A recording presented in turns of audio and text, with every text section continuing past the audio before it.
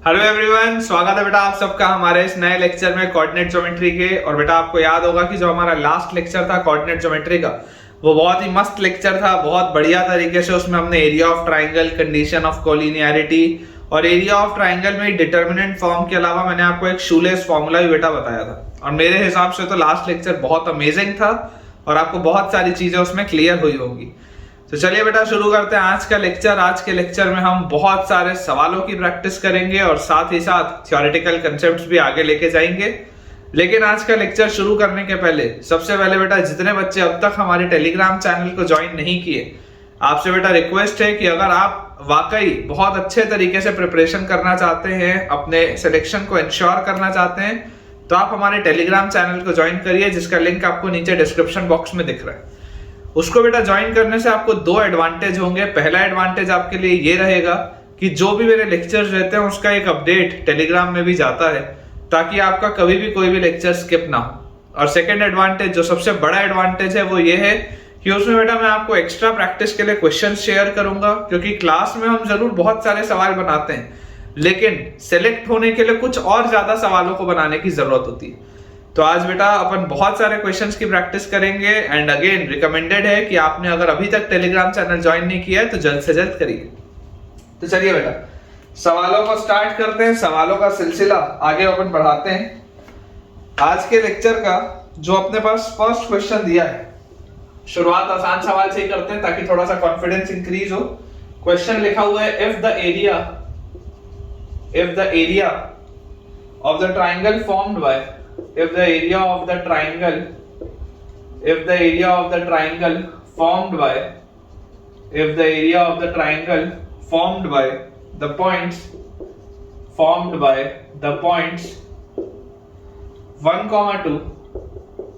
area of the triangle formed by the points 1, 2, 2, 3 and x, 4।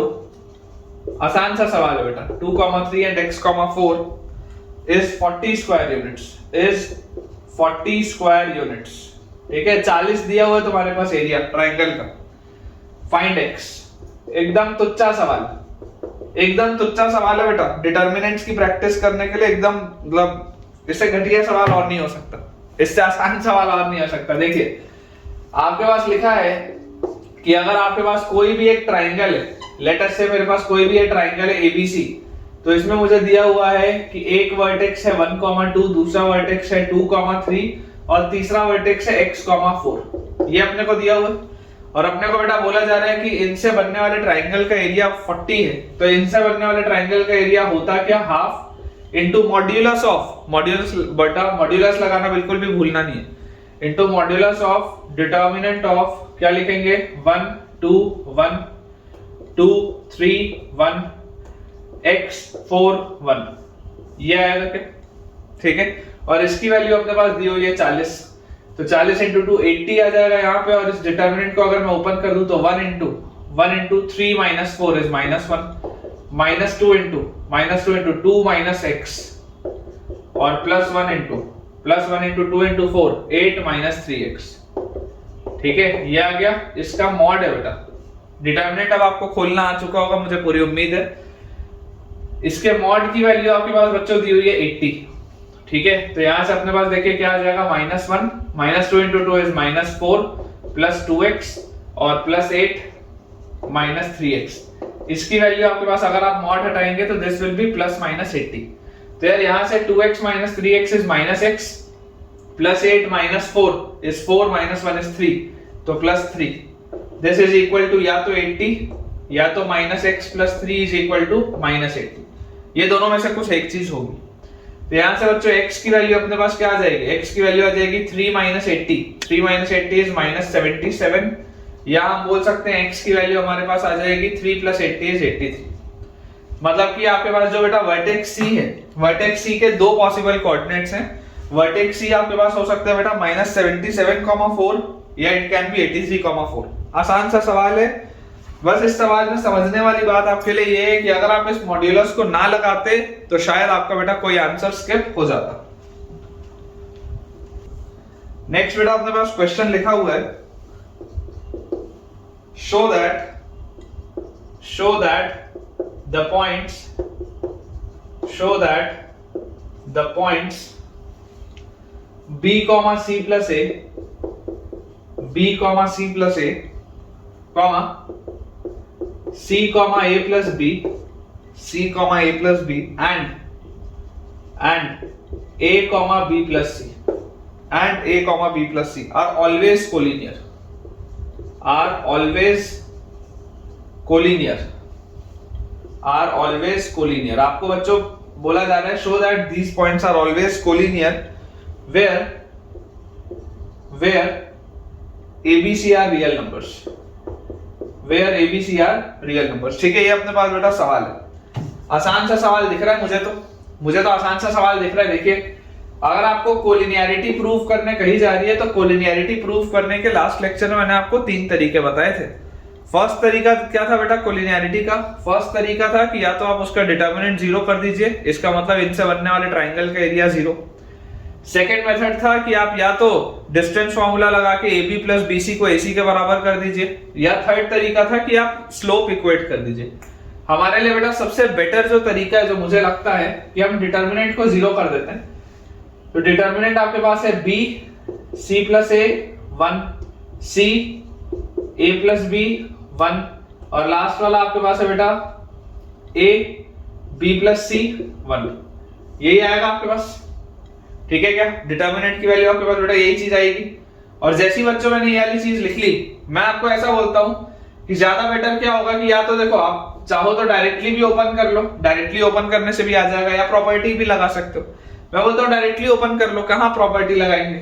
Directly open कर लो तो b into plus minus plus, मैंने आपको बताया ही कि मैं हमेशा ओपन कहां से करूंगा, मैं हमेशा 12वीं तक, जब तक मैं तुम्हारा सिलेबस खत्म नहीं करा देता, जब तक डिटर्मिनेंट ही यहां पर आएगा, मैं हमेशा रो 1 से एक्सपैंड करूंगा। तो b टाइम्स क्या आ जाएगा? a plus b into 1, a plus b minus b plus c into 1, तो माइनस b माइनस c। फिर minus c plus a times, minus c plus a times c minus a, यह आ जाएगा आपके पास c minus a, और plus 1 times, plus 1 times बच्चों आपके पास आ जाएगा c into b plus c। तो c into b plus c क्या होगा? bc प्लस c स्क्वायर, और minus a into a plus b, तो minus a square minus ab।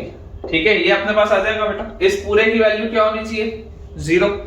तो अगर बेटा इस पूरे की वैल्यू आपके पास 0 होनी चाहिए, तो जरा सोच के देखिए कि यार ये प्लस b माइनस b तो कटा, तो b अगर अंदर जाएगा तो ab और माइनस bc, ये आ गया पहले। फिर c plus a into c minus a होता है c square minus a square, तो माइनस साइन, तो minus c square plus a square, कोई दिक्कत नहीं। उसके बाद इसको ओपन अप करेंगे तो plus bc plus c square minus a square minus ab should be equal to 0। यही प्रूफ करना है। देख लो आप, minus ab plus ab minus bc plus bc plus c square minus c square plus a square minus a square. भाई साहब हो तो गया, यही तो करना था। एकदम आसान, एकदम आसान। तो अब रटने की जरूरत नहीं है।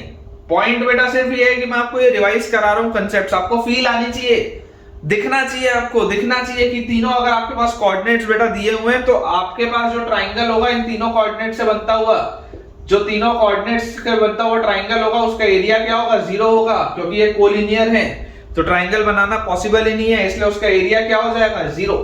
ये चीजें समझ में आनी चाहिए आपको। अगला बेटा अपने पास क्वेश्चन लिखा है, if the points sin theta comma cos theta, sin theta comma cos theta, फिर अगला अपने पास पॉइंट है -2 root 2 comma 2, -2 root 2 comma 2 and -√2 comma 1 and -√2 comma 1 are collinear. ठीक है, आपको बोला जा रहा है if they are collinear, if they are collinear then the number of values of theta, then the number of values of theta, number of values of theta, number of values of theta in theta belonging to close bracket 0 से 2 पाई। जब बेटा theta 0 से 2 पाई में होगा तो number of values of theta बताइए कितनी होंगी, ताकि ये जो 3 पॉइंट्स है कोलिनियर हो जाए। तो अगर बच्चों आपको ये 3 पॉइंट्स को कोलिनियर करना है, देखिए आप इसमें इस सवाल में कोऑर्डिनेट ज्योमेट्री का तो कंसेप्ट लग ही रहा है, लेकिन साथ साथ आपको ट्रिग्नोमेट्री की भी अच्छी समझ होनी चाहिए, क्योंकि ट्रिग्नोमेट्री का भी कंसेप्ट है। इसीलिए मैं बेटा बात आपको बोलता हूँ कि आपको सारी चीजें आनी चाहिए। अगर आप किसी सब्जेक्ट में कमांड लाना चाहते हैं तो आपको सब कुछ आना चाहिए। फिर आप ये बोल के अफोर्ड बेटा उसमें नहीं कर सकते कि यार ये तो आता है लेकिन वो नहीं आता, क्योंकि टॉपिक्स की मिक्सिंग बहुत बेटा प्यारी होती है मैथ्स में। तो आपके पास देखिए क्या आ जाएगा, अगर ये कोलिनियर है तो determinant of sine theta cos theta 1, फिर -2√2 बेटा अगर पीछे से गानों की आवाज आ रही होगी थोड़ा सा इग्नोर करेंगे, शादियों का सीजन चल रहा है, अगल बगल वाले लोग यार थोड़े से ज्यादा अपना इमोशंस को व्यक्त करते हैं तेज गाने बजा के, तो अपन कुछ नहीं कर सकते। लेकिन हाँ, अपने को अपनी पढ़ाई पर ध्यान देना है। बस एक मैं आपको कोट बोलना चाहूंगा जो मैं अक्सर फॉलो करता हूं, that I refuse to get distracted. ठीक है ना, अपन बेटा डिस्ट्रैक्ट नहीं होंगे, मतलब मैं बिल्कुल रिफ्यूज करता हूं कि आप मुझे डिस्ट्रैक्ट कर ही नहीं सकते। I refuse to get distracted, मैं डिस्ट्रैक्ट होऊंगा ही नहीं। ठीक है, तो आपको बिल्कुल अपने पास पढ़ाई पर जो अपन कर रहे हैं उस पर ध्यान देना है। चलिए अगला अपने पास पॉइंट लिखा हुआ है -√2, 1, ये अपने पास बेटा चीजें लिखी, और इस डिटर्मिनेंट की वैल्यू हमारे पास क्या होनी चाहिए, इसकी वैल्यू हमारे पास होनी चाहिए 0, इसकी वैल्यू हमारे पास होनी चाहिए 0। तो अगर मैं इसको ओपन अप करूं तो साइन थीटा इंटू, देखो एक चीज याद रखना, जब भी आपके पास छोटे छोटे से पॉइंट्स हो, छोटे छोटे से एलिमेंट्स हो, तो आप डायरेक्टली ओपन कर दो, क्योंकि जितनी देर में आप प्रॉपर्टी लगा के उसको सिंप्लीफाई करोगे उतनी देर में तो आप डिटर्मिनेंट एक्सपैंड कर दोगे। समझ रहे हो? तो sin theta into 2 into 1, 2 minus 1 is 1, minus cos theta into -2√2 into 1 -2√2, और माइनस ऑफ -√2 इंटू 1, तो -2√2 और +√2 is -√2, और +1 इंटू क्या आ जाएगा -2√2 इंटू 1 is -2√2, और ये अगेन -2√2 है with a minus sign of course, तो यहाँ पे 0 आ जाएगा। इसकी वैल्यू आपके पास आनी चाहिए 0। यार यहां से आपके पास देखो क्या आ गया, साइन थीटा, और ये तो 0 है, ये 0 है, और माइनस माइनस बैलेंस हो गया, तो is equal to -√2 cos theta. ठीक है, sine theta is equal to -√2 cos theta, ये अपने पास बेटा चीज आएगी। तो यार यहां से tan थीटा की वैल्यू क्या आ रही है, tan थीटा की वैल्यू अपने पास आ रही है -√2। अच्छा आंसर तो नहीं आ रहा, मेरे को तो नहीं पता tan थीटा -√2 कब होता है, लेकिन हाँ मुझे एक चीज पता है कि यार मुझे tan का ग्राफ आता है। कैसा होता है tan का ग्राफ, अगर ये मैं एक्सिस बेटा बना दूं तो ये अपने पास आ गया -π/2 से π/2 वाला हिस्सा, ये अपने पास आ गया इसके आगे, और ये अपने पास आ गया उसके आगे, इस तरीके से। ठीक है, यहां पर बेटा आपका ओरिजिन है, ये आपका ग्राफ इस तरीके से आगे बढ़ रहा है, और उसके बाद यहां से आपका ये इस तरीके से बेटा आगे बढ़ रहा है ग्राफ, ये इस तरीके से बेटा आपके पास देखिए ग्राफ दिया हुआ है, ये 0 है, this is π/2, this is pi, यहां पर है आपके पास 3π/2, और ये है आपके पास 2π। अगर हम बेटा क्लोज 0 से क्लोज 2π में देखें कि -√2 कितनी बार होगा, तो -√2 बेटा यहां नीचे होगा, जहां भी होगा। तो ये नीचे आप देखो यहां से 0 से लेकर 2π तक, तो 0 के पहले वाली तो चीज आप हटाई दो, ये तो आपके ग्राफ में एग्जिस्ट ही नहीं करता, ये सब तो आपके ग्राफ में एग्जिस्ट ही नहीं करता। ये वाली आपकी लाइन है -√2 की, -√2 की बेटा ये वाली लाइन है। अब यहां पर देखो एक कोऑर्डिनेट यहां पर आ रहा है, एक बार यहां पर आ रहा है, मुझे तो यार 2 बार आता हुआ दिख रहा है, 2π के आगे भी कहीं पे होगा तो अपने को कोई फर्क नहीं पड़ रहा। ठीक है ना, आपका बेटा जो ग्राफ है वो सिर्फ कहां तक है, आपका ग्राफ है 2π तक, आपका ग्राफ है 2π तक। तो 0 से लेकर 2π में आपको दिख रहा है कि यार ये दो जगह इसको काटेगा। tan थीटा की वैल्यू -√2 एग्जैक्टली कौन से थीटा पे होगा मेरे को नहीं पता, लेकिन 2 बार आएगा ये बात पता है। तो पूछा भी तो वही जा रहा है, नंबर ऑफ वैल्यूज पूछा जा रहा है, तो आंसर विल बी 2। अगर हमसे नंबर ऑफ वैल्यूज बेटा पूछा जा रहा है तो आंसर विल बी 2। ठीक है, आई होप बेटा आपको ये चीज क्लियर हुई होगी। चलिए अगला सवाल बनाते हैं। क्वेश्चन बेटा अपने पास लिखा हुआ है नेक्स्ट कि if the area of hexagon,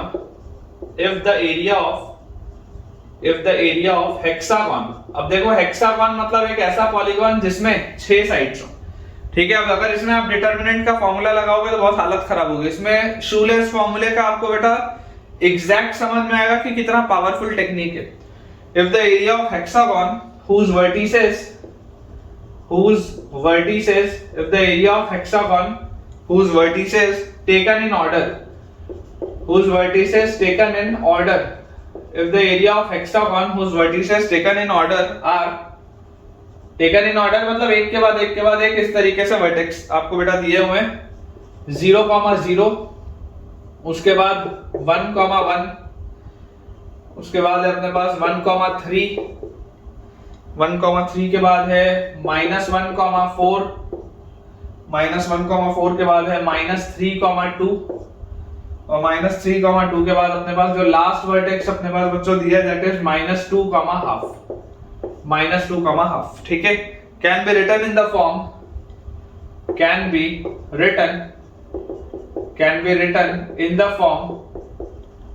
written in the form a by b where a and b belongs to natural number, a comma b belongs to natural number, and a and b are in their lowest form, and a comma b are in their lowest form, lowest form बोलने का मतलब है कि most simplified ये लिखा हुआ है, a and b are there in their lowest form, then अब ऑप्शंस बच्चों अपने पास जो दिए हुए हैं, ठीक है, मैं ऑप्शंस को सिंप्लीफाई करके आपके लिए लिख देता हूं, then show that मैं show that करके उसको बना देता हूं सवाल। पहला पार्ट इसका अपन लिख देते हैं, then show that a and b are co-prime, सबसे पहली बात तो ये यार को-प्राइम तो होंगे, हो ही जाएंगे, इसमें तो कोई मतलब बात ही नहीं है, अगर आप सिंप्लीफाइड फॉर्म में लिख रहे हो तो को-प्राइम तो होंगे ही। और उसके बाद आपके पास लिखा हुआ है सी ऑप्शन में अपने पास एक बेटा अपन लिख लेंगे इसको a plus b is an odd prime, ठीक है, a plus b is an odd prime, ये बच्चा अपने पास देखो दिया हुआ है। ठीक है, ये एक इंपॉर्टेंट बेटा देखिए सवाल है, ऑप्शंस पे आप मत जाइए, आप तो ये देखिए कि अगर आपके पास हेक्सागोन दिया हो तो हेक्सागोन में अप्रोच कैसे करते हैं। तो अप्रोच करने का बेटा तरीका बिल्कुल सेम रहेगा। अप्रोच करने का तरीका क्या है, area will be half into determinant, मतलब मॉड्यूलस ऑफ डिटर्मिनेंट ऑफ 0 0, फिर 1 1, उसके बाद 1 3, उसके बाद -1 4, फिर -3 2, उसके बाद -2 हाफ, और लास्ट में अगेन 0 0, जहां से शुरुआत वहीं पे खत्म। तो यहां से अपने पास देखिए क्या आ गया, half into modulus of 0 into 1 0, 1 into 3 3, 1 into 4 4, -1 into 2 -2, -3 into half -3/2, -2 into 0 0, subtract करेंगे 0 into 1 0, 1 into 1 1, 3 into -1 -3, 4 into -3 -12, 2 into -2 -4, और हाफ इंटू 0 इज अगेन 0। लिख लिया अपन ने ये जो लिखना था। तो यार अगर बेटा मैं इसको सिंप्लीफाई करूं तो मेरे पास क्या आ रहा है, हाफ इंटू मॉड्यूलस ऑफ 3 + 4 7, 7 में से 2 गया तो बचा आपके पास 5, और 5 - 3/2, तो 2 into 5 10 - 3 7/2। ठीक है, माइनस अंदर यहां पर क्या लिखा है देखिए, -12 और -4, -12 और -4 इज -16, और -3 इज -19, और +1 is -18 with a minus sign, तो +18। ठीक है, यहां पे आ जाएगा +18 मॉड। तो यार यहां से कितना आ गया, 18 into 2 36, 36 + 7, 36 + 7 इज 43, 43/2 आ रहा है यार ये तो। अभी आप सोच के देखो, अगर आप इसको हेक्सागोन को, अगर बेटा आप इस हेक्सागोन को, मैं आपको तरीका बताता हूं, आप प्रैक्टिकली सोच के मुझे बताइएगा कि किस में जल्दी आंसर आएगा। इस हेक्सागोन को बेटा अगर आपको मैं बोल देता कि कन्वर्ट करो डिटर्मिनेंट फॉर्म में, तो मैं आपको बोलता कि आप यहां से एक ट्रायंगल बनाइए, यहां से एक ट्रायंगल बनाइए, बीच वाले क्वाड्रिलेटरल के लिए एक ट्रायंगल और बनाइए, तो आपके पास टोटल नंबर ऑफ ट्रायंगल्स कितने बनते हैं, ये 4 अलग-अलग आपके पास ट्रायंगल बनते हैं। और इन चारों ट्रायंगल का अगर बच्चों मैं तुमको ये बोल देता कि यार डिटर्मिनेंट लगा के अप्रोच से आगे बढ़ो, एरिया निकालो, तब भी यही आता तब भी यही, लेकिन उसमें मेहनत बहुत ज्यादा लगती है। लेकिन यार ये तो बहुत जल्दी हो गया, बहुत आसान से हो गया। तो this is the most powerful technique. ठीक है ना, शूलेस फॉर्मूला बेटा इतना पावरफुल क्यों है अपने को समझ में इसलिए आता है। इसको बेटा थोड़ा सा ठीक कर लेंगे, 43/4 होगा ना ये। ठीक है, 43/4 7, ये 18 to the 36 और 7, 36 और 43/2, और हाफ बाहर भी है तो 43/4 स्क्वायर यूनिट आएगा। अब अगर अपन इसमें ये देखें तो देखो अपने को क्या बोला जा रहा है, a and b आर को प्राइम। ऑब्वियसली आपको दिखाई दे रहा है, देखो मोस्ट सिंप्लीफाइड फॉर्म में a by b और नेचुरल नंबर्स भी हैं तो को प्राइम तो है, ये बिल्कुल सही बात है। और आपको बोला जा रहा है a plus b is an odd prime, तो देखो जैसे ही आप इन दोनों को ऐड करोगे तो 43 प्लस 4 कितना होता है 47। 47 एक ऑड नंबर तो है ही, साथ एक प्राइम नंबर भी है। ठीक है, तो आई होप बेटा कि मैंने कोई भी कैलकुलेशन का मिस्टेक ना किया हो, लेकिन हेक्सागोन का भी अगर सवाल आ जाए तो किस तरीके से अप्रोच करना है अब आपको पता है। अगला अपने पास बच्चों क्वेश्चन लिखा है, if the area of triangle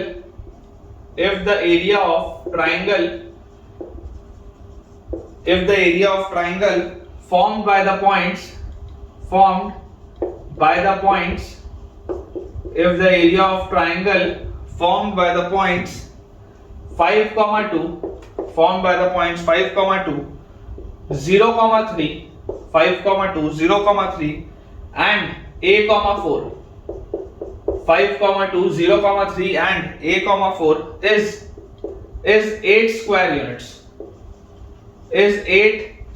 units ठीक है, ये अपने पास दिया हुआ है। If the area of triangle formed by the points this is 8 square units, then show that basically ये बेटा मेरे पास more than one करेक्ट है, लेकिन मैं आपको डायरेक्टली ऑप्शंस के थ्रू इसको सॉल्व करा दे रहा हूं। बेसिकली ये मेरे पास जो लिखा हुआ है मोर देन वन करेक्ट में है, तो आपको बोला show that sum of all possible values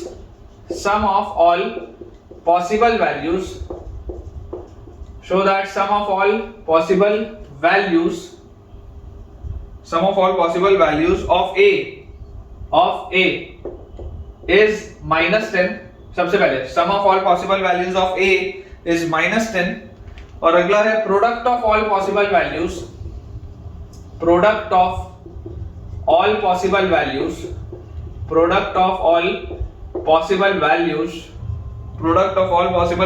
of a is -210। Product of all possible values of a is -210। ये अपने पास देखिए बेटा सवाल लिखा हुआ है, ठीक है, ये अपने पास क्वेश्चन लिखा हुआ है। अब आपको बोला जा रहा है कि अगर इनसे बनने वाले ट्राइंगल का एरिया 8 है, तो इनसे बनने वाले ट्राइंगल का एरिया आप निकालेंगे कैसे? आपको एरिया ऑफ ट्राइंगल का फॉर्मूला तो पता ही है। एरिया ऑफ ट्राइंगल का फॉर्मूला देखिए क्या होता है, half into modulus of determinant of 5 और 2 1, उसके बाद 0 3 1 एंड लास्ट में बेटा a 4 1, ये अपने पास लिखा हुआ है। और इसकी वैल्यू बेटा आपको दी हुई है 8, इसकी वैल्यू हमारे पास लिखी हुई है 8, तो यहां से हमारे पास आ जाएगा 5 इंटू 3 माइनस 4 इज -1 और -2 इंटू 0 इंटू 1 इज 0 -a और प्लस 1 इंटू 0 इंटू 4 इज 0 -3, ठीक है। और इस पूरे पर मॉड है और इसकी वैल्यू है 8 इंटू 2 इज 16, ये चीज अपने पास है। तो 5 इंटू -1 इज -5, फिर -2 इंटू -a इज +2a और -3a, और इसका मॉड है बेटा तो उसकी वैल्यू या तो 16 होगी या तो -16 होगी, मतलब कि -5 -a की वैल्यू 16 है या -5 -a की वैल्यू -16 है। तो यहां से बच्चों आपके पास a की वैल्यू बताइए क्या आ जाएगी, -5 -16 मतलब -21, और यहां से आपके पास a की वैल्यू आ जाएगी -5 + 16 which is 11। ये अपने पास आ रहा है, ठीक है। ये अपने पास बेटा जैसे ही आ गया, इसको बेटा आप करेक्ट करके ना -231 लिख लेना, -231, ठीक है। मेरे ख्याल से जो बुक में ये चीज गलत लिखी हुई थी, product of the two possible values को -231 कर लीजिएगा। तो देखिए आपको क्लियरली बेटा यहाँ पर दिखाई दे रहा है कि अगर आप सम लेंगे दोनों का, अगर आप a1 + a2 निकालेंगे तो दोनों वैल्यूज का सम कितना आ रहा है, -21 + 11 -10 आ रहा है, जो आपको निकालना था। और उसके बाद दोनों वैल्यूज का प्रोडक्ट आपके पास देखिए कितना आ रहा है, अगर आप इन दोनों को मल्टीप्लाई करेंगे तो -231 आएगा, जो आपको दिया हुआ है। इसको करेक्ट कर लीजिएगा, ठीक है। तो आसान से सवाल है बेटा, एक सवाल अपन और इस पर करते हैं, उसके बाद अपना अगला टॉपिक स्टार्ट करते हैं। चलिए अपने पास बेटा अगला सवाल लिखा हुआ है, इफ कोऑर्डिनेट्स में आपको दे रहा हूं a³ upon a - 1 a² - 3 upon a - 1। फिर सेकेंड अपने पास कोऑर्डिनेट है सेम तरीके से b³ upon b - 1 b² - 3 upon b - 1, और तीसरा कोऑर्डिनेट दिया हुआ है c³ अपॉन c - 1 कॉमा सी स्क्वायर माइनस 3 अपॉन सी माइनस 1। ठीक है, अगर बेटा ये तीन कोऑर्डिनेट्स दिए हैं आर कोलिनियर, आपको दिया हुआ है दे आर कोलिनियर। ठीक है, अच्छा सवाल है, इसको मैं आपको डिफरेंट टेक्निक से कराऊंगा, डिफरेंट टेक्निक से। अगर ये तीन पॉइंट्स बेटा कोलिनियर दिए हुए हैं, बोला जा रहा है प्रूव दैट क्या हमको प्रूव करना है, prove that ABC plus 3 times A plus B plus C is equal to AB plus BC plus AC। ठीक है, ये बेटा आपको प्रूव करना है और आपको बोला जा रहा है solve by theory of equations, solve by theory of equations and not by coordinate geometry, and not by coordinate geometry. ठीक है, आपको बोला जा रहा है कि आप इसको थ्योरी ऑफ इक्वेशन से इसको सॉल्व करिए। थ्योरी ऑफ इक्वेशंस बेटा आपने क्वाड्रेटिक इक्वेशन में पढ़ा था। ठीक है, आपको बोला जा रहा है कि आप इसको थ्योरी ऑफ इक्वेशन से सॉल्व करेंगे, कोऑर्डिनेट ज्योमेट्री से आपको इसको सॉल्व नहीं करना है। अच्छा सवाल है, कंसेप्ट आपको सीखने के लिए मिलेगा। ऐसे वाले सवाल मैंने आपको वहां पर भी कराए थे। आपको बेटा एक चीज समझ में आनी चाहिए कि अगर देखिए तीन पॉइंट्स अगर बेटा आपको कोलिनियर दिए हुए, late us say ABC are 3 points which are collinear, तो अगर बेटा ABC 3 पॉइंट्स कोलिनियर होते हैं, इसका मतलब इनसे एक लाइन पास होती है, ये बात तो हमको पता है। और स्ट्रेट लाइन बेसिकली होती क्या है, स्ट्रेट लाइन होती है बेटा linear equation in two variable, ये बात भी हम जानते हैं। भले ही मैंने स्ट्रेट लाइन पढ़ा नहीं है, लेकिन मुझे ये बात पता है कि कभी भी मेरे पास अगर बेटा एक लीनियर इक्वेशन 2 वेरिएबल में लिखा होता है, इसका मतलब it represents a straight line. तो यार यहां से बेटा मुझे क्लियरली समझ में आता है कि late A, B, C lie on the line, मान लेते हैं कि ये कौन सी लाइन पे लाई कर रहे हैं, LX plus My plus N equal to 0, where L, M and N are constants। LX, My plus N is equal to 0, जहां पर L, M और N बेटा कोई भी कांस्टेंट्स होंगे और X और Y लीनियर इक्वेशन है पूरे का पूरा 2 वेरिएबल में। अब अगर ये इस पर लाई कर रहे हैं, समझना है इस बात को, अगर बेटा ये इस पर लाई कर रहा है तो मैं आपको बोलता हूं कंसीडर जनरल कोऑर्डिनेट्स समझने की कोशिश करिएगा। कंसीडर जनरल कोऑर्डिनेट्स, क्योंकि देखिए ये सिमेट्रिक आपको दिख रहा है ना, a cube, b cube, c cube, a minus 1, b minus 1, c minus 1, a square minus 3, b square minus 3, c square minus 3, a minus 1, b minus 1, c minus 1, symmetric दिख रहा है। तो आप जनरल कोऑर्डिनेट्स बेटा मान लीजिए t cube upon t minus 1, comma t square minus 3 upon t minus 1,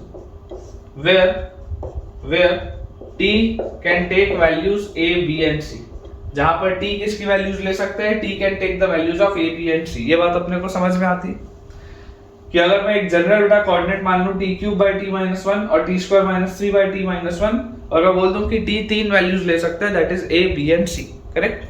अब जैसे बेटा t की तीन वैल्यूज हो सकती है a, b और c, तो आपको बेटा ये चीज तो पता है कि यार ये पॉइंट्स जो है, ये जो कोऑर्डिनेट्स है वो इस पे लाई कर रहे हैं।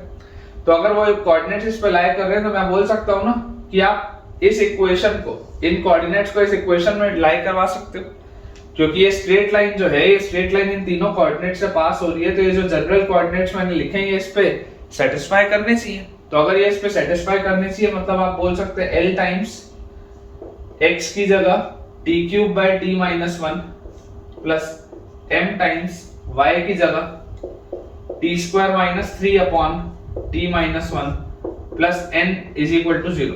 अगर आप बेटा ये चीज लिखते हैं, अगर आप ये चीज लिखते हैं तो क्लियरली आपको दिखाई दे रहा है this is a cubic equation whose roots are a, b and c, क्योंकि आप बेसिकली देखो ये t में एक क्यूबिक है, this equation is a cubic in t। अगर आप इसको पूरे को सॉल्व करोगे तो ये t में बेटा एक क्यूबिक आएगा, और अगर ये t में एक क्यूबिक आएगा तो t के तीन वैल्यूज आ रही है, that is a, b and c।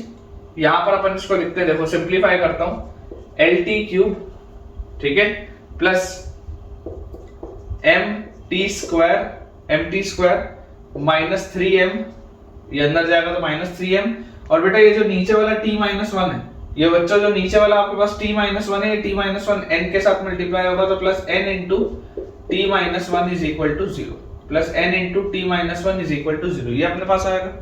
तो यार यहां से ये अगर आप पूरे को देखोगे तो ये क्या है, cubic, lt cube plus m t square, उसके बाद प्लस एन इंटू टी, और फिर minus 3m minus n is equal to 0। यही आपके पास आ रहा है क्यूबिक। जो बेटा नीचे इसमें कॉमन t माइनस 1 होगा उसको तो आप हटा सकते हो। तो यहां से आपके पास वैल्यूज आ गई, t की क्या values I, a b and c। यहां से आपके पास बेटा t की वैल्यूज आ गई a b एंड c, और जैसे ही हमारे पास t की values a b and c आ गई, यहां से बच्चों मैं क्लियरली बोल सकता हूं कि यार सम ऑफ रूट्स क्या होगा, sum of roots minus b by a होगा, मतलब this will be minus m by l। Sum of roots क्या होना चाहिए, माइनस b बाय a मतलब माइनस m बाय l, पहली बात। Sum of product of roots taken two at a time, मतलब ab plus bc plus ac, sum of product of roots taken two at a time minus b by c by a, मतलब कि n by l होगा। और product of roots a b into c, product of roots minus b by c by minus d by a, तो ये पूरी चीज का minus into मतलब डिवाइडेड बाय l, मतलब आपके पास आ जाएगा 3m plus n by l। ये आपके पास आ रहा है। अब देखिए टू प्रूफ में क्या है, टू प्रूफ में आपके पास बेटा लिखा हुआ है, इसको अपन यहां से ऐसा कर लेते हैं। टू प्रूफ में हमारे पास क्या लिखा हुआ है, हमको बच्चों ये चीज को प्रूफ करना है कि abc plus 3 times a plus b plus c is equal to ab plus bc plus ac। आपको थ्योरी ऑफ इक्वेशन से प्रूफ करना था, देख लो आप थ्योरी ऑफ इक्वेशंस का यूज कर रहे हैं। थ्योरी ऑफ इक्वेशंस में यही तो अपन करते थे कि हम सम ऑफ रूट्स लिखते थे, sum taken two at a time लिखते थे, प्रोडक्ट ऑफ रूट्स लिखते थे, यही तो चीज होती थी। और बेसिकली मैंने सिंपल सा कोलिनियरिटी का कांसेप्ट लगाया है कि अगर सिमेट्रिक कोऑर्डिनेट्स हैं तो आप जनरल कोऑर्डिनेट्स मान लीजिए और बता दीजिए कि भैया टी ए बी और सी तीनों होगा, सेटिस्फाई करा दो, क्योंकि इन कोऑर्डिनेट से ही तो ये लाइन पास हो रही है ना। ये जो लाइन है आपकी, यही वाली लाइन तो lx plus my plus n is equal to 0 है, यही तो वो लाइन है आपकी। तो ऐसा आ जाएगा। तो देखिए एलएचएस में लिखा हुआ है abc की जगह 3m plus n by l, फिर plus 3 times a plus b plus c, तो a plus b plus c is minus m by l should be equal to ab plus bc plus ac, this should be equal to n by l। क्या आ रहा है क्या, देख लो 3m by l और minus 3m by l, ये 3m by l और minus 3m by l कटेगा, यहाँ पर n by l बचेगा, यहाँ पर भी n by l है। सेम चीज आ रही है बेटा, बिल्कुल सही। मतलब अपन ने जो सॉल्व किया दैट इज कंप्लीटली एक्यूरेट, ठीक है। तो ये काफी अच्छा सवाल था बेटा, मुझे लगता है कि आप इसमें काफी कुछ नया आज सीखे होंगे। और चलिए अगर आपको ये वाली चीज क्लियर हो गई है तो अब अपन अपने अगले टॉपिक की तरफ आगे बढ़ते हैं, विच इज लोकस। और इन केस इस टॉपिक में आपको बेटा कुछ भी डाउट रह गया हो तो आप कमेंट सेक्शन में पूछ सकते हैं। चलिए बेटा अपन अपना अगला टॉपिक देखते हैं, दैट इज लोकस। ठीक है, लोकस एक बेटा आसान सा टॉपिक है, लेकिन पता नहीं क्यों टीचर्स कई सारे जो होते हैं बेटा इसको बहुत कॉम्प्लिकेट कर देते हैं। मतलब आई डोंट नो व्हाई। मेरे हिसाब से तो बहुत आसान सा टॉपिक है, बहुत नॉर्मल सा टॉपिक है, और आप बस पेशेंस से बेटा सुनिए जो मैं बोल रहा हूँ। लोकस का मतलब क्या है, लोकस का मतलब होता है कि कोई भी बेटा जो पॉइंट है वो कौन सा कर्व फॉलो कर रहा है या कौन सा पाथ फॉलो कर रहा है। ठीक है, जो ट्रेजेक्ट्री होती है बेटा, जैसे आपने फिजिक्स में पढ़ा होगा प्रोजेक्टाइल मोशन, तो प्रोजेक्टाइल मोशन की इस तरीके की ट्रेजेक्ट्री होती है। ठीक है ना, एक ऐसा पैराबोलिक आपके पास कर्व आता है, तो वो जो होता है बेटा वो उस पॉइंट का क्या होता है, लोकस होता है या ट्रेजेक्ट्री होती है। वैसे यहाँ पर लोकस क्या होता है, किसी भी पॉइंट का पाथ क्या होगा, कोई भी पॉइंट कौन सा पाथ फॉलो कर रहा होगा, that is known as locus. बहुत सिंपल सी बात है। लोकस के सवाल में बेटा एक सिंपल सा कंसेप्ट है, अभी मैं आपको थियोरेटिकल जितनी भी चीजें वो तो लिखाऊंगा ही। लोकस के सवाल में आपको जो रामबाण है बेटा वो क्या है, वो सिंपल सा है कि जब भी आपके पास जिस भी पॉइंट का लोकस निकालना होगा, जिस भी पॉइंट का आपको बच्चों लोकस निकालना होगा, आप उस पॉइंट के कोऑर्डिनेट्स मानेंगे h, k। एकदम स्टैंडर्ड रूल है, जिस भी पॉइंट का लोकस निकालना होगा आप उसके कोऑर्डिनेट्स मानेंगे h, k। और आपको बेटा सवाल में कोई ना कोई एक ऐसी कंडीशन दी होगी जिससे कि आप h और k में एक इक्वेशन बना पाएंगे। सिर्फ आपको ये करना है, दैट इज इट। उससे ज्यादा आपको बिल्कुल भी दिमाग नहीं लगाना है, एकदम सिंपल सा मैं बोल रहा हूँ। जिस भी पॉइंट का लोकस निकालना होगा उसके कोऑर्डिनेट्स h, k मानेंगे, और आप h, k में कोई भी एक रिलेशन जो आप लिख सकते हैं वो लिख दीजिए, आंसर आपका आ जाएगा। सिंपल। देखिए मैं आपको समझा देता हूं। लोकस में सबसे पहले आप लिख लीजिए इट इज अ पाथ, जैसा मैंने आपको बताया, it is a path traced by a point P, traced by a point P, it is a path traced by a point P satisfying a given definite geometric condition, satisfying a given geometric condition। Satisfying a given geometric condition. आपको बेटा एक condition दी होगी और उस condition को satisfy कर रहा होगा ये वाला पॉइंट P। एक कंडीशन दी होगी, उस कंडीशन को सेटिस्फाई कर रहा होगा पॉइंट P, और आपको कुल मिला के पॉइंट P के कोऑर्डिनेट्स, अगर आप इसका लोकस निकाल रहे हैं तो आप पॉइंट P के कोऑर्डिनेट्स मानेंगे h, k, और आप h और k में कोई भी एक रिलेशन लिख देंगे जो आप लिख सकते हैं। ठीक है, तो लोकस की बेटा अगर हम बात करें तो लोकस के अंदर अंदर आप देख सकते हैं कि क्वालिटेटिवली आपके पास क्या क्या आ सकता है। अगर हम क्वालिटेटिवली बात करें कि लोकस बेसिकली क्या है, लोकस आपके पास कोई ना कोई इक्वेशन आएगा, फाइनली आंसर जो आएगा, आंसर जो भी आएगा that will be an equation. ठीक है, x और y में एक इक्वेशन होगा, equation in x and y। Finally आपके पास बेटा आंसर जो भी आएगा that will be an equation in x and y। वो इक्वेशन लीनियर भी हो सकता है, वो इक्वेशन क्वाड्रेटिक भी हो सकता है, अलग अलग वैरायटी के इक्वेशंस हो सकते हैं। तो क्वालिटेटिवली बेटा अगर आप चेक करेंगे तो लोकस आपका स्ट्रेट लाइन भी आ सकता है। ठीक है, मतलब मान लीजिए लीनियर इक्वेशन इन 2 वेरिएबल बना तो स्ट्रेट लाइन भी आ सकता है। लोकस बेटा आपका सर्कल भी आ सकता है, लोकस आपके पास पैराबोला भी आ सकता है। ठीक है, पैराबोला भी आ सकता है, बहुत सारी अभी बेटा इसमें चीजें होती है ना। कोनिक में आपके पास कुछ भी आ सकता है, पैराबोला आ सकता है, इलिप्स आ सकता है, हाइपरबोला आ सकता है, कुछ भी आपके पास आ सकता है। इलिप्स आ सकता है, हाइपरबोला आ सकता है, ये सब आपको मैं सिखाऊंगा। बिल्कुल भी आपको बेटा टेंशन लेने की जरूरत नहीं है, सारी की सारी चीजें मैं आपको सिखाऊंगा। आपको सिर्फ ये बात पता होनी चाहिए कि लोकस का जो भी आंसर होगा वो आंसर 100% कोई ना कोई एक इक्वेशन होगा x और y में, और वो इक्वेशन इनमें से कुछ भी हो सकता है। It can be straight line also, it can be hyperbola also, कुछ भी हो सकता है। और अगर हम क्वांटिटेटिवली बात करें कि कुल मिला के करना क्या है, अगर हम बेटा बात करें क्वांटिटेटिवली कि यार कुल मिला के बात क्या है, करना क्या है, तो क्वांटिटेटिवली बेटा आप सिंपल सी बात है जो मैं आपको बोला कि find an equation in x and y, find an equation in x and y। कुल मिला के आपको करना यही। अभी मैं आपको इसके स्टेप्स लिखा देता हूं कि किस तरीके से बेटा सवाल को सॉल्व किया जाता है। एंड बिलीव मी बेटा लोकस के सवाल बहुत आसान होते हैं, आपको बिल्कुल भी उसमें टेंशन लेने की जरूरत नहीं। ठीक है, इसको अपन क्लियर करते हैं। अपन 4 बेसिक जो स्टेप्स है लोकस निकालने के वो लिखते हैं और उसके बाद फिर क्वेश्चंस की प्रैक्टिस चालू करते हैं।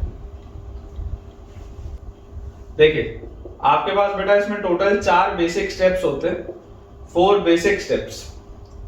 ठीक है, there are basically 4 basic steps to find locus. 4 basic step होंगे। जो फर्स्ट स्टेप अपने पास आएगा उसमें आ जाएगा अज्यूम द कोऑर्डिनेट्स। ठीक है, इसको नोट कर लेंगे बेटा, सब लोग साथ साथ नोट करते चलेंगे। Assume the coordinates of point P, assume the coordinates of point P where locus is to be, assume the coordinates of point P where locus is to be determined, या whose locus is to be determined as h, k। सबसे पहले तो आपको h, k मानना है जैसे मैंने आपको बताया था। सेकेंड आपके पास बेटा जो स्टेप होता है that is apply the given geometric condition,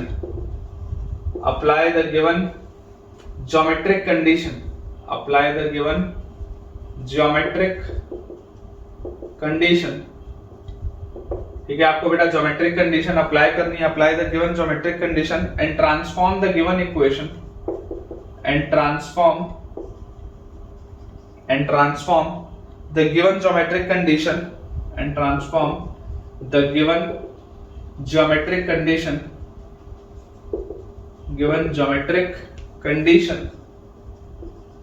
transform the given geometric condition into an algebraic equation। आपको क्या करना है, जो भी बेटा आपको कंडीशन दी होगी ज्योमेट्रिकली, आपको बच्चों जो भी कंडीशन दी होगी उस कंडीशन का इस्तेमाल करते हुए आपको एक इक्वेशन लिखना है। ठीक है, उससे बेटा आपको एक इक्वेशन लिखना है। उसके बाद आपको सिंप्लीफाई करना है। आपको बेटा करना है, जो भी एक्सप्रेशन आएगा उसको आप सिंप्लीफाई करेंगे।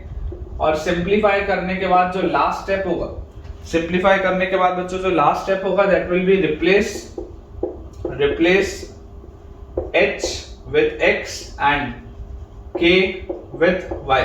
Replace h with x and k with y to get the required equation. To get the required equation of the locus of point P. Equation of the locus of point P. जो भी point P का आपको locus निकालना था उसका finally locus जो होगा वो एक इक्वेशन होता है। मैंने आपको बताया ही है कि फाइनल आंसर लोकस के सवाल में हमेशा एक इक्वेशन निकल के आएगा और उस इक्वेशन को निकालने के लिए आप h को बेटा x से रिप्लेस करेंगे, जो शुरू में आपने h कॉमन k माना था, h को आप x से रिप्लेस करेंगे और k को आप y से रिप्लेस करेंगे लास्ट स्टेप में। बस इतनी सी बात है, इसका बेटा अपने को ध्यान रखना है। अब मैं आपको इस पर बेस सवाल कराता हूँ, ठीक है ना। पहले मैं आपको बेटा इस पर बेस कुछ आसान से सवाल कराता हूँ ताकि आपका थोड़ा सा कॉन्फिडेंस इंक्रीज हो। चलिए बेटा कुछ अपन आसान से सवाल देखते हैं ताकि आपका थोड़ा सा कॉन्फिडेंस इंक्रीज हो लोकस में, ठीक है। अपने पास देखिए लिखा हुआ है जैसे फाइंड द लोकस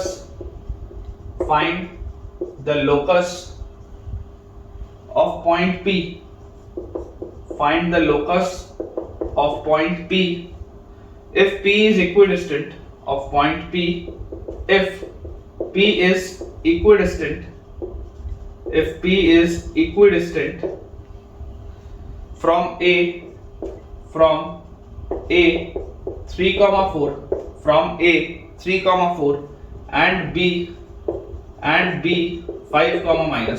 जैसे मान लीजिए बेटा ये आपके पास पहला सवाल है, आपको बोला जा रहा है find the locus of point P if P is equidistant from A and B, ठीक है। अब मैंने आपको देखिए ये क्योंकि पहला सवाल है तो मैं आपको बहुत तसल्ली से इस बात को समझाता हूं। मैंने आपको क्या बोला था, जब भी लोकस आपको निकालने बोला जाएगा, लोकस का मतलब क्या है, लोकस का मतलब आपका फाइनल आंसर कोई एक इक्वेशन होगा x और y में। लोकस देखते ही आपको ये चीज आपके दिमाग में क्लियर हो जानी चाहिए कि मुझे कुल मिला के क्या करना है, मुझे एक इक्वेशन निकालनी है x और y में। जिस भी पॉइंट का लोकस निकालना होता है, आपको क्या बोला है, find the locus of point P।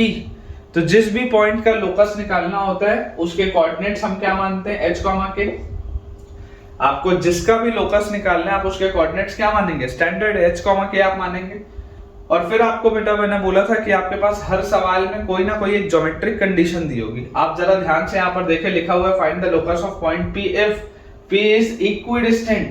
ये रही आपकी ज्योमेट्रिक कंडीशन कि ये पॉइंट P की खास बात क्या है कि ये पॉइंट P की दूरी A और B से सेम है, it is equidistant from A and B। तो ऑल्सो आपको क्या चीज पता है, you know that PA is equal to PB, ये लिखा है ना, P is equidistant from A and B। तो if P is equidistant from A and B मतलब कि P की A से दूरी और P की B से दूरी सेम है। तो अगर बेटा आपने P के कोऑर्डिनेट्स h, k माने तो PA कितना होगा, PA will be root over h-3 का स्क्वायर प्लस k-4 का square. PA will be root over h-3 का स्क्वायर प्लस k-4 का स्क्वायर। और PB क्या होगा, PB will be root over h-5 का स्क्वायर प्लस k+2 का स्क्वायर। ऐसा ही होगा, यही होना चाहिए। अब देखो आपने बेटा क्या किया, आपने स्टेप 1 ये किया, स्टेप 1 में आपने h, k माना। स्टेप 2 में देखिए आपने इक्वेशन बना दी। ज्योमेट्रिक कंडीशन का इस्तेमाल करते हुए आप इक्वेशन बना चुके। ज्योमेट्रिक कंडीशन का इस्तेमाल करते हुए आपने इक्वेशन फॉर्म कर लिए। स्टेप 3 होता था कि आप इस इक्वेशन को सिंप्लीफाई करिए। तो अगर बेटा मैं इसको स्क्वायर करूं और स्क्वायर करके ओपन कर दूं तो मेरे पास आएगा h² माइनस 6h प्लस 9। यहां से आएगा h² - 6h plus 9 plus k² minus 8k plus 16।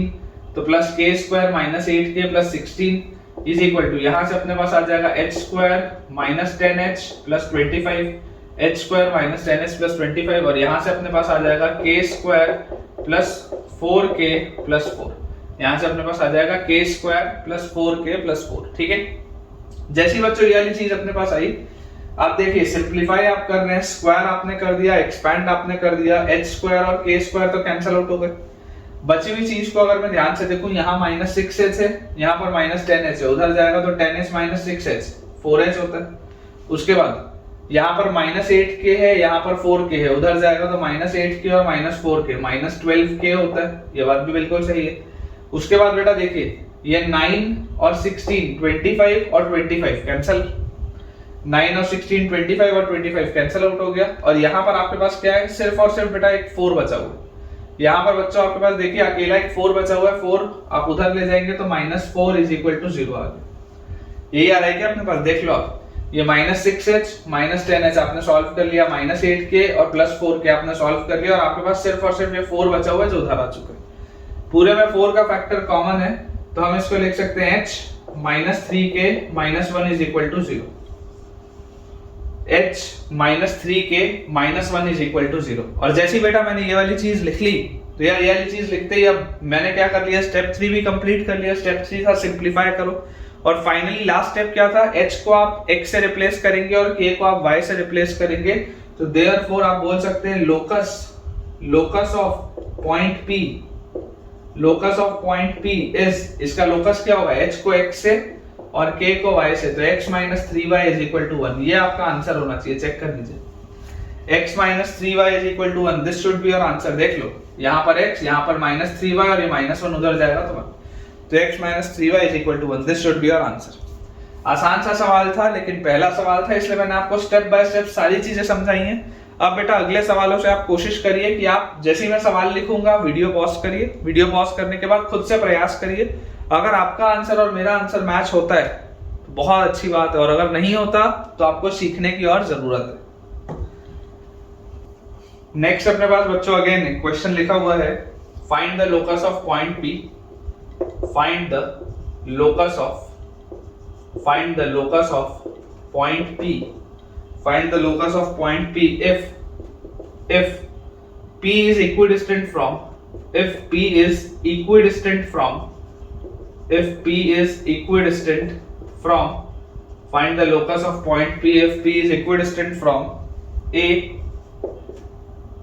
plus b comma a minus b, a plus b comma a minus b and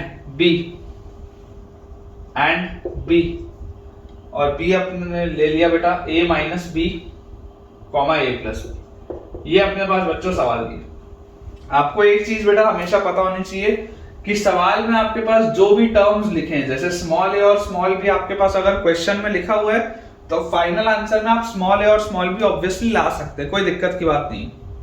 जो भी टर्म्स आपके पास सवाल में लिखे हैं फाइनल आंसर में बेटा आपके पास वही टर्म्स आने चाहिए, ठीक है। और अगर मान लीजिए कि आप अभी मैं आपको ऐसे भी सवाल कराऊंगा जिसमें आपको कुछ वेरिएबल्स मानने पड़ेंगे, सवाल के अंदर आपको कुछ वेरिएबल्स मानने पड़ेंगे, तो फाइनल आंसर में बेटा कोई भी वेरिएबल नहीं होना चाहिए। मतलब फाइनल आंसर में कोई भी ऐसी चीज नहीं होनी चाहिए जो तुमने अज्यूम करी। फाइनल आंसर हमेशा उन चीजों के टर्म्स में होनी चाहिए जो आपके पास क्वेश्चन में दिया है।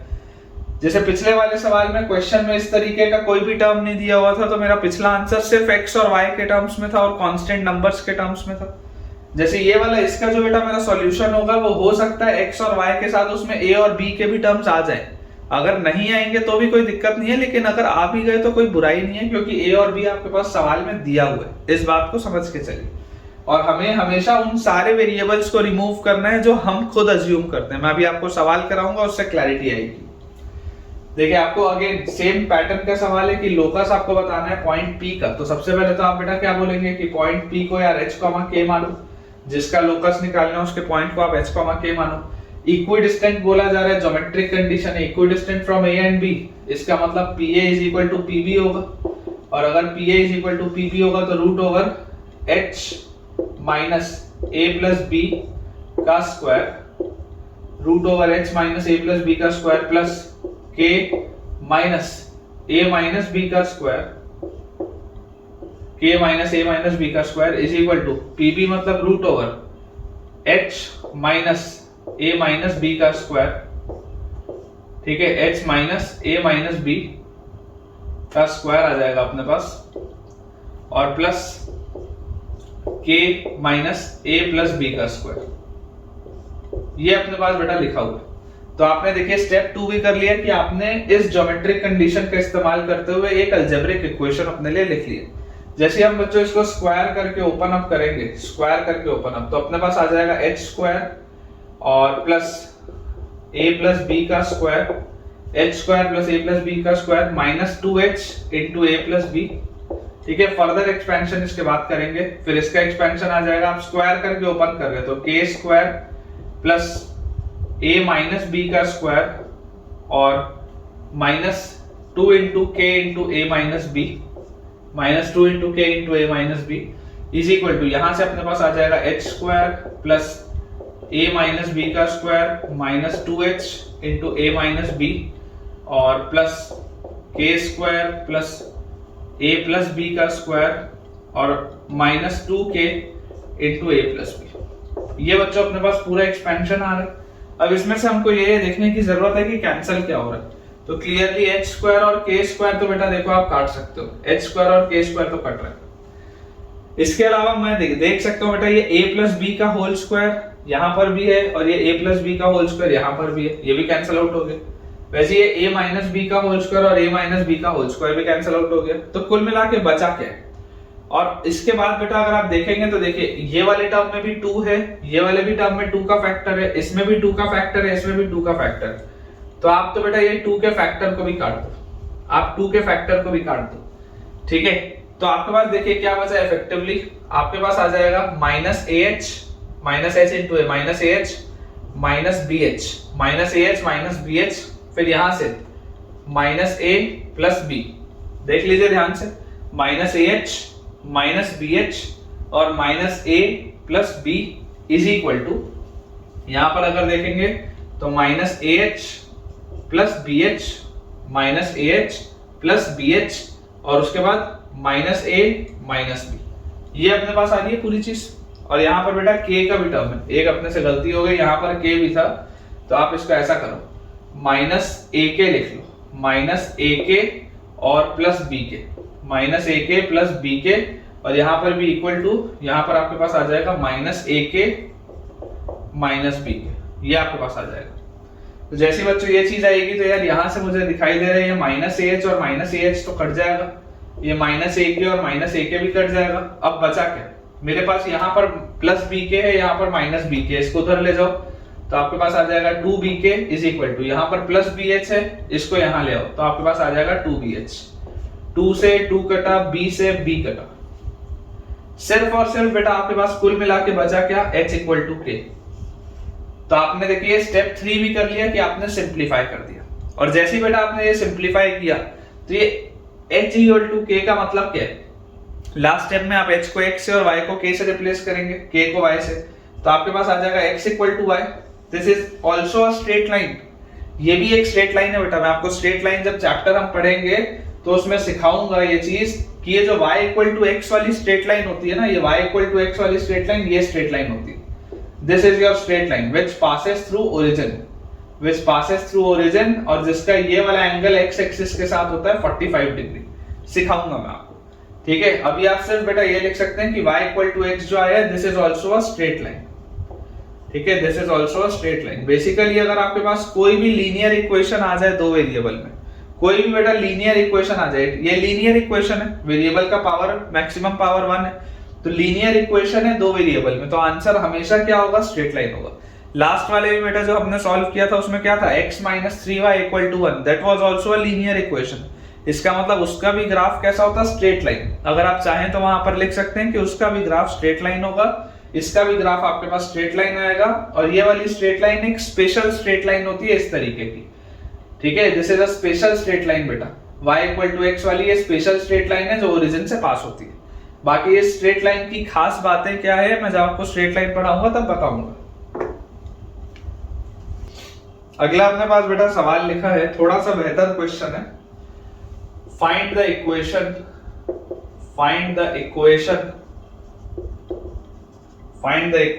of the locus of a point,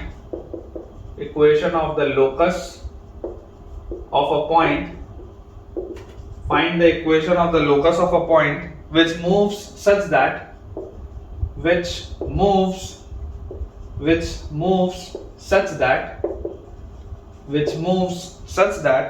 its distance from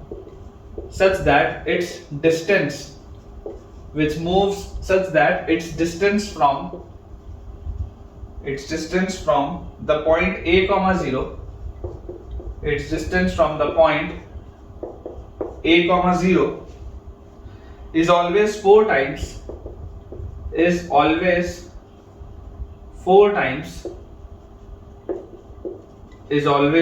4 times its distance from y-axis. 4 times its distance from y-axis is always 4 times its distance from y-axis. ठीक है, ये अपने पास बेटा देखिए सवाल लिखा है कि find the equation of the locus of a point which moves such that its distance from the point a, 0 is always 4 times its distance from the y-axis. अब देखिए ये जो a वाला बेटा चीज है ये सवाल में ही दे दिया गया, तो अगर मान लीजिए आपके फाइनल आंसर में भी ये ए वाली चीज आ जाएगी तो उसमें कोई घबराने की बात नहीं है, क्योंकि ये ओरिजिनली क्वेश्चन में भी मौजूद है। तो अगर बेटा अपन इसको सॉल्व करें तो मान लेते हैं let the point be P, let the point be P. आप पॉइंट को बेटा पी मान लीजिए और पी के कोऑर्डिनेट्स क्या हो जाएंगे आपके पास h, के। अगर आप बच्चों पॉइंट को पी मान लेंगे तो पी के कोऑर्डिनेट्स आपके पास कौन से आ जाएंगे, h, k आ जाएंगे। यहाँ पर देख लीजिए आपने लिखा हुआ ना find the equation of the locus of a point, तो आपने पॉइंट को मान लिया P, उसके कोऑर्डिनेट्स आ गए h, k which moves such that. तो पॉइंट आपने आइडेंटिफाई कर लिया, अब आप ज्योमेट्रिकल कंडीशन ढूंढने की कोशिश कर रहे हैं। Which moves such that its distance from the point a, 0, इस पॉइंट P का डिस्टेंस a, 0 से is always 4 times it's distance from the y axis.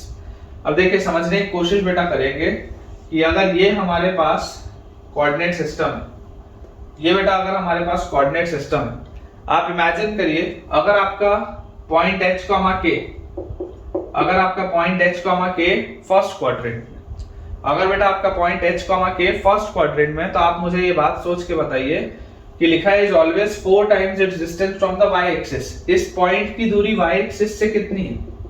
What is the distance of this point from y axis? तो यार distance from y axis तो abscissa होता है, x coordinate होता है, मतलब इसकी दूरी यहाँ से h है, ये बात आती है समझ। इसकी दूरी यहाँ से क्या होगी, h होगी, ये बात अपने को क्लियर है। लेकिन कई सारे बच्चे बेटा यहाँ पर गलती कर देते हैं, ठीक है, कई सारे बच्चे यहाँ पर गलती कर देते हैं। अभी क्या गलती होती है मैं आपको बताता हूँ। बच्चे जो इक्वेशन लिखते हैं मैं आपको समझाता हूँ। अपन ले लेते हैं, मान लेते हैं कि देखिए आपको लिखा हुआ है which moves such that its distance from the point a, 0, इसका डिस्टेंस a, 0 से होगा कितना, root over h minus a का whole square plus k square, यही होगा इसका distance, root over h minus a का whole square plus k square. तो लिखा है which moves such that its distance from the point a, 0, इस point की दूरी a, 0 से is always 4 times it's distance from the y axis, is always 4 times it's distance from the y axis. इसकी y axis से दूरी कितनी है, इसकी y एक्सिस से दूरी h है। बच्चे इक्वेशन ये लिख देते हैं, बच्चे इक्वेशन ये लिख देते हैं और ये इक्वेशन गलत हो जाती है। बहुत माइन्यूट सा बेटा इसमें एक एरर है, बहुत माइन्यूट सा एरर है कि बच्चे लापरवाही में क्या करते हैं, बच्चे लापरवाही में h, k को मान लेते हैं कि फर्स्ट क्वाड्रेंट में। तो अगर आप इसको फर्स्ट क्वाड्रेंट में माने तो आपके पास ये डिस्टेंस h आया, कोई दिक्कत की बात नहीं है।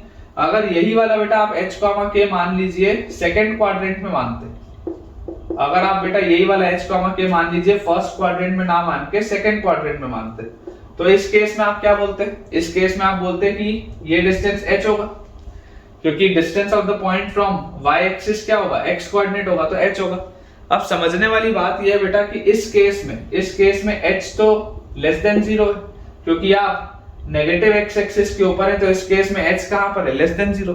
पिछले वाले केस में जब आप फर्स्ट क्वाड्रेंट में अभी माने थे तो फर्स्ट क्वाड्रेंट में जब होता तब h पॉजिटिव होता, लेकिन इसमें तो h नेगेटिव दिख रहा है। तो क्या ये इक्वेशन सही है क्या इस केस के लिए, ये वाले केस के लिए क्या ये इक्वेशन सही है? ये इक्वेशन गलत है। क्यों? क्योंकि LHS एक पॉजिटिव क्वांटिटी है, स्क्वायर रूट वाली क्वांटिटी है, और RHS एक आपके पास नेगेटिव क्वांटिटी आ रही है इस केस के लिए। पिछले वाले केस के लिए सही था, लेकिन इस केस के लिए गलत है, ठीक है। तो आई होप बेटा आपको ये एरर का पॉइंट समझ में आया होगा कि बच्चे फ्लो में लिख देते हैं यहाँ पर h, k और यहाँ पर लिख देते हैं 4h। लेकिन हमको जो बात समझने की जरूरत है वो ये है कि बेटा to be on a safer side, to be more accurate, आपको ये बात समझनी पड़ेगी कि distance of the point, distance पूछा जा रहा है, distance is always positive. Distance of this point from, distance of this variable point from y axis is not h but it is mod h, it is mod h। चाहे बेटा h positive हो, चाहे बेटा h negative हो, अगर आपने mod लगा दिया तो आप सेफ हो गए। आपने बेटा जैसे ही mod लगाया आप सेफ हो गए। क्यों आप सेफ हो गए? क्योंकि mod के अंदर कुछ भी जाएगा वो पॉजिटिव बन के ही निकलेगा। तो अब अगर इस केस में मैं यहाँ पर भी होऊंगा तब भी डिस्टेंस मॉड h है, और अगर मैं यहाँ पर भी h, k मानूंगा तब भी इसका डिस्टेंस मैं मॉड h बोल दूंगा। अब अगर h पॉजिटिव होगा तो मॉड h पॉजिटिव बन के खुलेगा, और अगर h नेगेटिव होगा तब भी अंदर से बाहर जो चीज आएगी वो तो पॉजिटिव ही आएगी। ठीक है, तो इस पॉइंट का बच्चों अपने को ध्यान रखना है। यहाँ पर एक एरर होता है, इसलिए मैंने आपको ये चीज अच्छे से बता दी कि आपको ये मॉड क्यों लगाना है। ठीक है, स्टार लगा के रखेंगे, इसमें एरर होता है, यहाँ पर इक्वेशन में गलती होती है। अब जैसी बेटा ये हमने इक्वेशन लिखा, ठीक है, ये इक्वेशन लिखते ही आप इसको स्क्वायर कर लीजिए। ठीक है, जैसे हम इसको स्क्वायर करेंगे तो स्क्वायर करते ही देखिए अपने पास क्या आ जाएगा, h square plus a square minus 2ah, h square plus a square minus 2ah plus k square is equal to 4 का स्क्वायर इज 16, और मॉड का स्क्वायर आप कर दोगे तो बैलेंस हो जाएगा 16h स्क्वायर। अभी कोई बच्चा मेरे को बोलने के लिए बोल सकता है कि सर जब आपको स्क्वायर ही करना था तो आप 4h भी लिख के स्क्वायर कर देते तो क्या फर्क पड़ता। इस क्वेश्चन में फर्क नहीं पड़ता, इस क्वेश्चन में बेटा फर्क नहीं पड़ता, लेकिन टेक्निकली ये इक्वेशन गलत है। हो सकता है इस सवाल में नहीं फर्क पड़ रहा है, किसी और सवाल में फर्क पड़ जाए। तो हमें बेटा अपने कंसेप्ट्स बहुत स्ट्रांग रखने जरूरी है। हमको क्रिस्टल क्लियर होना चाहिए कि हम कहां पर क्या लिख रहे हैं और क्यों लिख रहे हैं।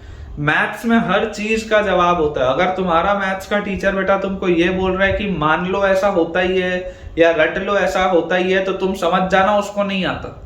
एकदम मैं तुमको फैक्ट बता रहा हूँ, मैथ्स में हर चीज का रीजन होता है बेटा। इवन क्लास 9th 10th में जब आप कंस्ट्रक्शन चैप्टर पढ़ते थे ना, तो उसमें एक एक लाइन क्यों खींची जाती है उसका भी रीजन होता है। मुझसे पढ़े हुए बच्चे को सब पता है। कहीं पर 1 ऐड करते हैं, कहीं पर 1 सब्ट्रैक्ट करते हैं, क्यों करते हैं, सबका रीजन है, सारी चीजों का रीजन है। अगर तुम्हारा टीचर बोल रहा है कि ऐसा होता है, ये कर लो, वो होता है, वो रट लो, भाई साहब ऐसा, फिर मतलब समझ लो तुम गलत आदमी से पढ़ रहे हो। एकदम क्लियर मैं बता रहा हूँ। अगर तुम्हारे टीचर भी ऐसे ही करते हैं तो मुझे कमेंट में बताना यार। ठीक है, तो आप इस सवाल में देखिए, अगर ये इक्वेशन लिखेंगे technically this equation is wrong, लेकिन जैसे आप स्क्वायर करेंगे तो आएगा ये। तो आंसर में इस केस में कोई प्रॉब्लम नहीं आएगा, लेकिन हाँ कोई और सवाल में आपको जरूर प्रॉब्लम आ सकता है। तो हम ज्यादा बेटर रहेगा कि हम टेक्निकलिटी से लिखें, 4 मॉडल्स लगाएं, और जैसे हम 4 मॉडल्स लगाएंगे तो अब हमको ये इंश्योर हो गया कि ये पॉजिटिव है, ये भी पॉजिटिव है, आपने स्क्वायर किया। अब आपने इक्वेशन को बेटा सिंप्लीफाई करना है। तो जब आपको सिंप्लीफाई करना है तो आप सारी चीजों को अगर एक साइड लेके जाएंगे तो 16h square minus h square will be 15h square plus k square, वहां जाएगा तो minus k square, minus 2h वहां जाएगा तो प्लस 2ah, और प्लस a स्क्वायर वहां जाएगा तो minus a square is equal to 0। ये आपका इक्वेशन हो गया सिंप्लीफाई। पूरा इक्वेशन आपका बेटा सिंप्लीफाई हो चुका है। अब आप देख सकते हैं कि फाइनल आपके पास ये जो इक्वेशन आ रहा है, अब इसमें स्टेप 4 क्या है, h को x से और k को y से। तो 15x square minus y square plus 2ax minus a square is equal to 0। ये आपके पास बेटा इक्वेशन आएगा। ठीक है, ये आपके पास इक्वेशन आएगा, आप देख लीजिए, दिस इज योर इक्वेशन। ठीक है, ये आपके पास एक इक्वेशन आएगा। अब इस इक्वेशन को क्या बोलते हैं मैं आपको सिखाऊंगा। अभी अपन कोनिक सेक्शन में नहीं घुसेंगे। ये इक्वेशन है, एक स्पेशल इक्वेशन है, इसको कैसे सॉल्व करते हैं, इस पे क्या बातें होती है, ये कोनिक सेक्शन में अपन करेंगे। अभी इसमें अपन टाइम वेस्ट नहीं करेंगे, लेकिन हाँ आपको आपका इक्वेशन मिल चुका है, this is your final answer. और जो चीज आपको ध्यान देने की जरूरत है वो क्या है कि क्योंकि क्वेश्चन में ये a नाम की चीज दी हुई थी, इसलिए मेरे फाइनल आंसर में भी अगर ये a आएगा तो कोई प्रॉब्लम नहीं है। आप इसको जबरदस्ती एलिमिनेट करने की कोशिश ना करें, प्रयास ना करें, आप इतने में आंसर छोड़ दें, दिस इज राइट। ठीक है, 15x square minus y square plus 2ax minus a square equal to 0। चलिए अगला सवाल देखते हैं बेटा। क्वेश्चन अपने पास बेटा लिखा हुआ है अगला, find the equation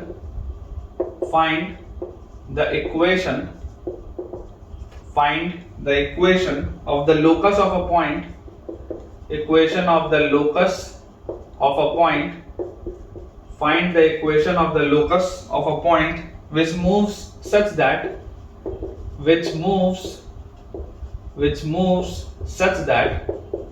find the equation of the locus of a point which moves such that the sum of the squares of its distance, such that the sum of the squares of its distance, the sum of the squares of its distance, such that the sum of the squares of its distance from x axis, from the axis is equal to distance from the axis.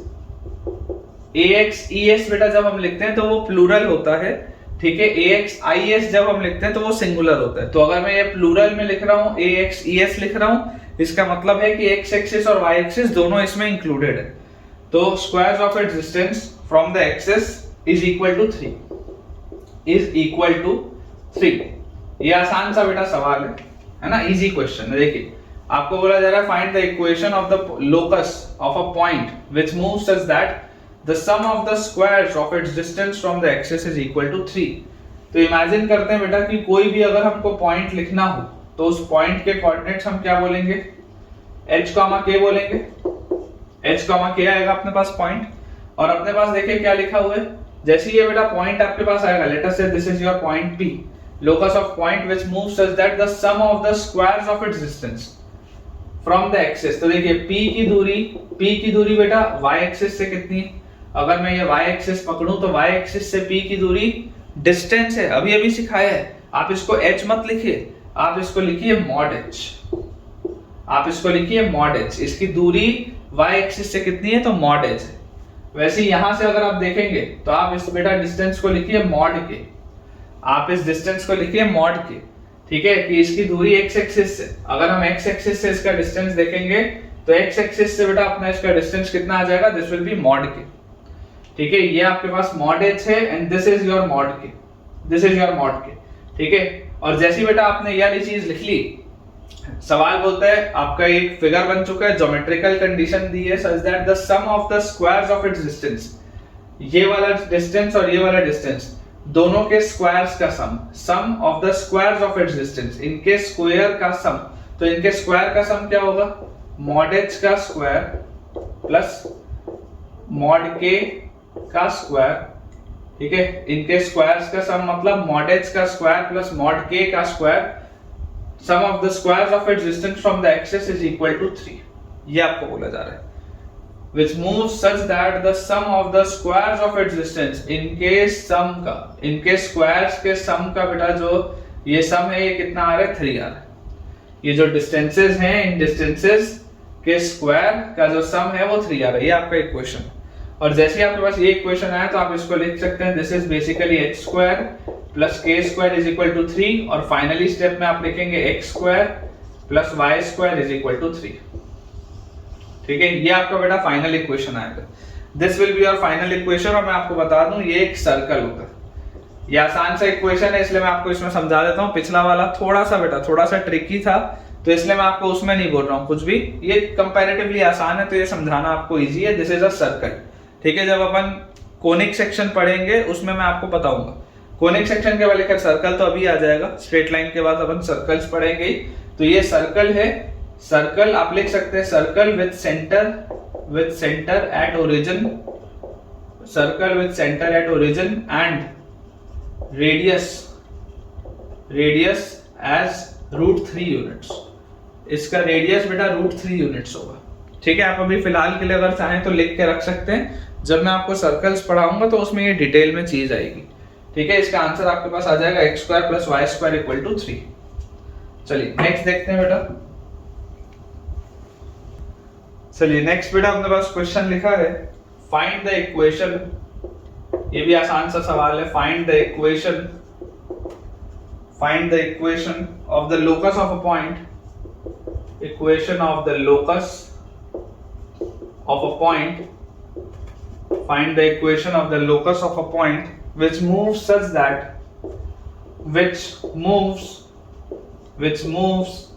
that find the equation of the locus of a point which moves such that its distance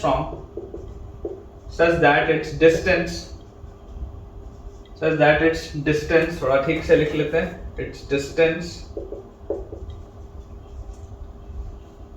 from x axis is its distance from x axis is 3 times the distance from the y axis, is 3 times the distance from y axis, ठीक है. ये अपने पास बेटा सवाल. such that its distance from x axis is 3 times its distance from the y axis। ठीक है, ये अपने पास बेटा देखिए क्वेश्चन लिखा है कि find the equation of the locus of a point. तो जो भी बेटा आपका पॉइंट होगा, मान लेते हैं उस पॉइंट को अपन point P that is h, k बोला जा रहा है।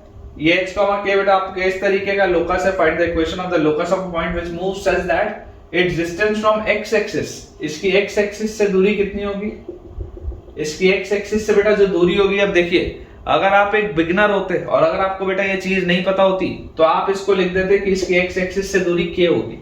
बेसिकली x एक्सिस से दूरी मतलब y कोऑर्डिनेट, y कोऑर्डिनेट मतलब ऑर्डिनेट, आप इसको k बोल देते। ठीक है, आप इसको k बोल देते, लेकिन आपको पता है कि इसको आपको मॉड k बोलना चाहिए, है ना। इफेक्टिवली आपको इसको बेटा मॉड k बोलना चाहिए। It's distance from the x axis is 3 times the distance from the y axis. ये y एक्सिस है, तो y एक्सिस से बेटा इसकी दूरी कितनी होगी, this will B mod h। आप सिर्फ h नहीं लिखेंगे, this will B mod h।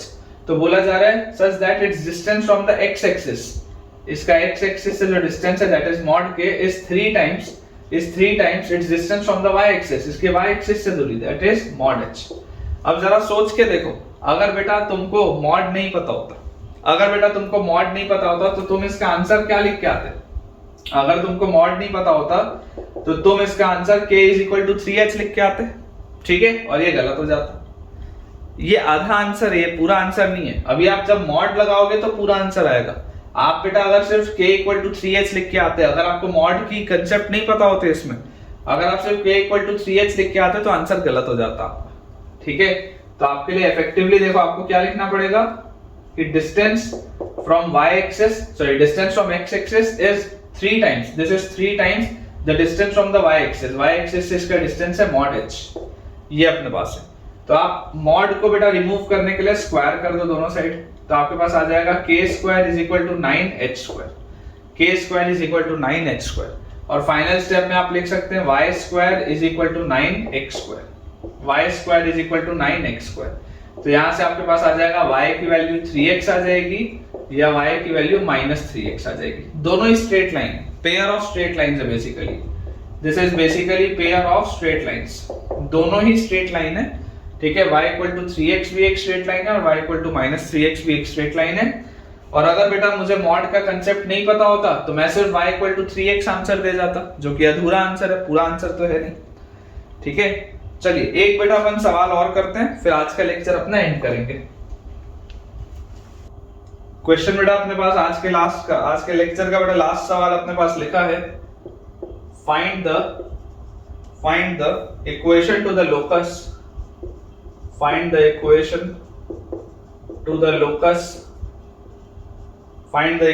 to the locus of point P,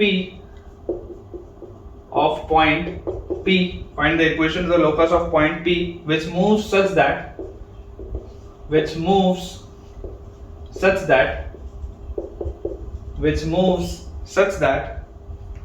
area of triangle PAB is equal to 0, which moves such that area of triangle PAB is equal to 0, where coordinates of A are 1, 0, and coordinates of B are 1, 0, and coordinates of B are 2, -1. Coordinates of A are 1, 0 and coordinates of B are 2, -1, where A and B are two fixed points. ठीक है, ये अपने पास बेटा सवाल दिया हुआ है। This is your question कि find the equation two the locus of a point P which moves such that area of triangle PAB is 0। अब एरिया ऑफ अगर बेटा ट्राइंगल PAB 0 बोला जा रहा है, मतलब कि देखिए आपको पता है कि आप क्या करेंगे, आप पॉइंट P के अगर आपको इसका लोकस निकालने तो आपको इसके कोऑर्डिनेट्स को क्या मानना पड़ेगा, this is your variable point. तो वेरिएबल पॉइंट के अपन कोऑर्डिनेट्स मानेंगे h, के। और ज्योमेट्रिकल कंडीशन क्या दी हुई है, ज्योमेट्रिकल कंडीशन बेटा आपको दिया हुआ है कि area of triangle PAB is 0। तो यार एरिया ऑफ ट्राइंगल PAB 0 मतलब तो क्या होता है, कोलिनियरिटी होती है। एरिया ऑफ ट्राइंगल PAB 0 मतलब तो क्या होता है, कोलिनियरिटी होती है। और कोलिनियरिटी का क्या मतलब है, कोलिनियरिटी का बच्चों मतलब ये होता है कि डिटर्मिनेंट ऑफ h k1 फिर 1 0 1 फिर 2 -1 1। यार ये तो 0 होना चाहिए। कोलिनियरिटी का तो यही मतलब होता है। इसको अगर मैं सॉल्व करूं तो h इंटू 0 इंटू 1 0 और माइनस 1 इंटू 1 इज -1, तो यहाँ पर 1 आ जाएगा। फिर माइनस k इंटू 1 इंटू 1 1 और -2, तो 1 -2 होता है -1 प्लस 1 इंटू -1 इज -1 और 2 इंटू 0 तो 0 होता है, तो -1। ये आपके पास आएगा इसको सॉल्व करने पे। तो आप बच्चों देख लीजिए, आपके पास आ गया h प्लस k, देखो माइनस माइनस बैलेंस हो गया, तो h plus k -1 is equal to 0। और फाइनल स्टेप में अगर मैं इसको बेटा चेंज कर दूंगा तो मेरे पास आ जाएगा x plus y -1 is equal to 0। This is also a straight line. ये भी एक स्ट्रेट लाइन आ रही है बेटा, लीनियर इक्वेशन है 2 वेरिएबल में, this is also a straight line. Locus आपके पास हमेशा एक इक्वेशन आएगा, ये बात आपको पता होनी चाहिए। Final answer will be x plus y -1 equal to 0। जो भी आपको बेटा ज्योमेट्रिकल कंडीशन दी होगी, उस ज्योमेट्रिकल कंडीशन का यूज करते हुए इक्वेशन बनाइए, सॉल्व करिए। तो ठीक है बच्चों, विद दिस हम अपने आज के लेक्चर के एंड पे पहुंच चुके हैं और मुझे पूरी उम्मीद है कि आपको आज का लेक्चर बहुत पसंद आया होगा। बहुत सारे आज हमने सवाल भी देखे, एरिया ऑफ ट्राइंगल के, शूलेस फॉर्मूला के, कोलिनियरिटी के और खास कर ये लोकस के भी। तो आपको आज का लेक्चर बेटा जिस भी रूप में फायदा पहुंचाया हो, जो भी आज आपने नया सीखा हो, मुझे कमेंट सेक्शन में जरूर बताइए, ताकि अगला लेक्चर में और एंथुजियाज्म से और कॉन्फिडेंस से आपके पास लेके आऊं और बहुत सारे उसमें मैं ऐसे पॉइंट्स भी डालूं जिससे कि आपको फायदा हो सके। और अगर आपको आज का बेटा वीडियो अच्छा लगा है तो वीडियो को लाइक करना, चैनल को सब्सक्राइब करना और अपने दोस्तों के साथ इस वीडियो के लिंक को आप शेयर जरूर करना। Thank you.